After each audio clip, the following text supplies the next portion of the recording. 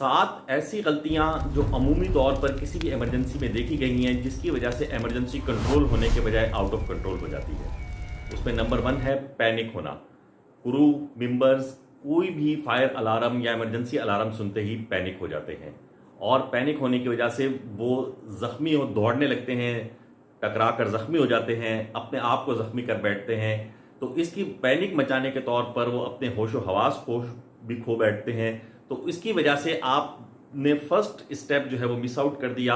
आप जो है वो अपने आप को ही बचाने में नाकाम रहे। दूसरी गलती in case of fire, wrong type of fire extinguisher या फायर एक्सटिंग्विशिंग मीडियम का इस्तेमाल। टैंकर पर मौजूद क्रू इस बात को जहन में रखे कि आपने एक्सप्लोजन की सूरत में फायर पर सी वाटर नहीं डालना, पानी नहीं डालना। कोशिश करके फोम, सबसे पहले फोम या ड्राई पाउडर आप इस्तेमाल करें और वो फ्लेम की बेस पर मारें ताकि एक जो फ्लेम है जहां से वो इग्नीट हो रहा है वो बुझे। आपने ऊपर नहीं जाना। अगर आप फायर फोम से दूर है तो एक ब्लैंकेट बनाकर अपनी जो पोर्टेबल होज है उससे एक ब्लैंकेट बनाकर उसकी तरफ आहिस्ता आहिस्ता जाएं ताकि आप आग को पीछे धकेल रहे हों। जैसे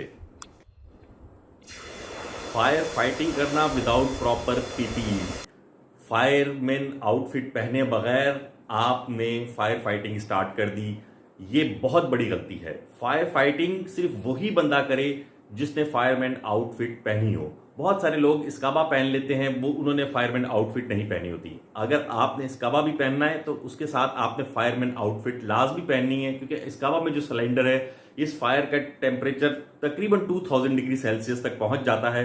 तो ये सिलेंडर भी जो है वो एक्सप्लोड हो सकता है और इससे आप मर सकते हैं। नंबर 4, पुअर कम्युनिकेशन, या जिसको मैं हुर्फे आम में कहूं कि खुद से हीरो बनना।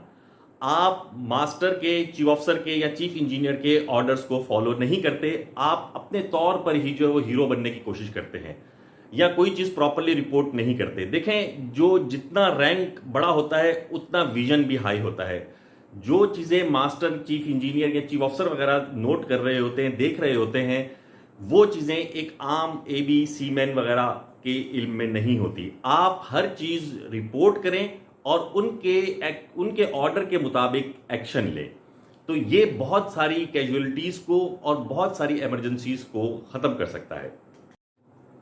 लीवर्ड साइड से फायर को अप्रोच करना, या जहां बहुत ज्यादा फ्यूम्स या गैसेस या धुआं आ रहा हो, स्मोक आ रहा हो, उस तरफ से फायर को अप्रोच करना। तो इस कंडीशन में सबसे पहले जो फायरमैन फायर से फाइट करने जा रहा है वही इंजर्ड हो जाएगा, वही जख्मी हो जाएगा। स्मोक की वजह से वो अनकॉन्शियस भी हो सकता है। सबसे पहले तो आपने प्रॉपर जगह देखनी है, पैनिक नहीं होना। जैसा कि मैंने पहले कहा था, आपने फायर को हमेशा विंडवर्ड साइड से फाइट करना है ताकि स्मोक या फ्लेम्स आपके ऊपर ना आए, आपसे दूर जाएं और आप उन्हें बुझाते चले जाएं। ऑयल टैंकर्स पर एक्सप्लोजन की सूरत में IG सिस्टम का यूज और फोम सिस्टम का यूज जो है वो बहुत इंपॉर्टेंट है। अगर आपने फोम सिस्टम रिलीज कर दिया है डेक के ऊपर तो फोम ब्लैंकेट को डैमेज नहीं करना। फोम एक प्रॉपर लेयर बना लेगा और थोड़ी देर में ये आग जो है बुझ जाएगी, क्योंकि वहां पर ऑक्सीजन की डेफिशिएंसी हो जाएगी। तो इसकी आपने कोशिश करनी है कि फोम ब्लैंकेट डैमेज ना हो।